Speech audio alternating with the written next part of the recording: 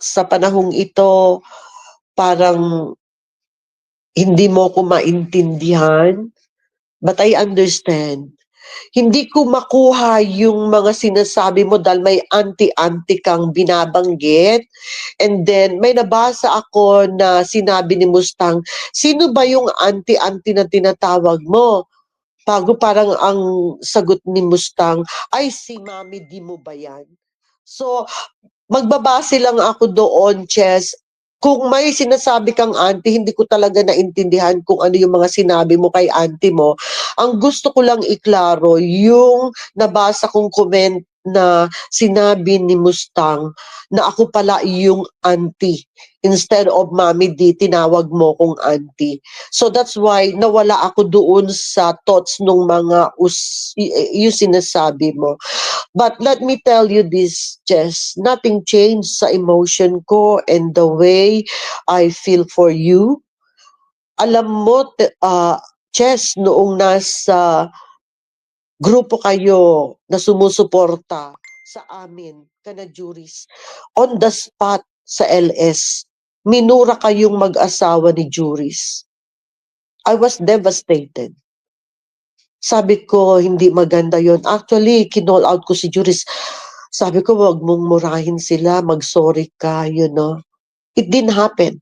Dahil si Juris, mataas ang tingin niya sa sarili niya. You know? Mami D, Pero, Mami D, sorry yeah. Alam niyo, Tama. napakaganda sana ng magiging discussions natin ngayon, pero ako po ay tinatawag na for dinner.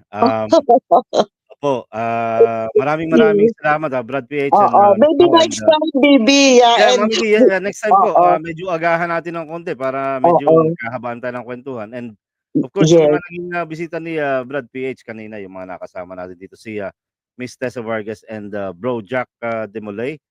yeah, Alam niyo, ako nag-iwan ako ng message kanina sa likuran, and okay, sabi ko nga, una ko sinabi, peace and love to all. Bakit?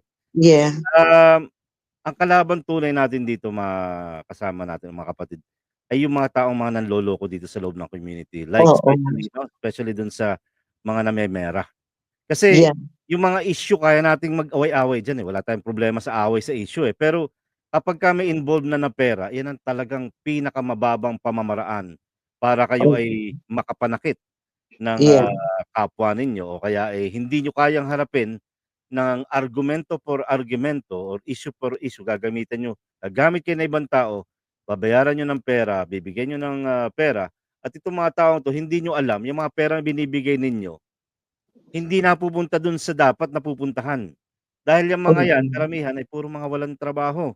Yan ang katotohanan. Kaya iyan pa rin ang isa natin dapat na maputol dito. oo, Yun po talaga natin pagtulong-tulungan. Kasi karamihan nakikita ko dito sa side natin, pag umaakyat, karamihan may mga trabaho.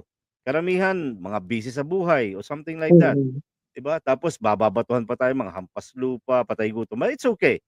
At mm, the end of the day, alam natin, Mami Dit, mga kapatid, na tayo, yung supply natin hindi napuputol. Yun lang oo, yun. Kumbaga, tayo, kampante tayo paggising natin sa loob ng isang araw, hindi tayo mamomroblema sa kakainin, pambayad ng kuryente, pambayad ng bahay, pambayad ng kung ano-ano pa man. Because we're oo, working. Yun lang yun. So, yeah, Mami D, thank you very much oo. po. Thank you Brad K, also, Miss Pao, baby, sa lahat po ng mga nasa baba, magandang araw. Ipagpatuloy po natin yung ating kumbaga malalim na pangunawa sa mga issue para tayo po ay hindi maliligaw. Yun lang po masasabi ko. And thank you Okay, sa lahat, mga yun, kapatid. Until next week po. oo. Weekender po Yeah, ako. if I have time, yeah, I will do the same Okay. thing na, So, thank you magbigay very ng much, Ingat time po sa kayo. inyo. Thank you po. Bye-bye.